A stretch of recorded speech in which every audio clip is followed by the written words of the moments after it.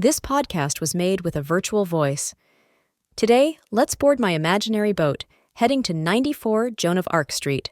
Here is one of the two entrances to the Ceramics Museum, but above all, you are opposite the executioner house, the one and only in Rouen. The executioner is responsible for inflicting corporal punishment or the death penalty. In Rouen, the executioners first lived on Fossés-Louis 8th Street, which at the time was called Aumône Street. Then, when they moved into the neighborhood, Truie Street was renamed Executioner Street. Of this street, only two houses remain.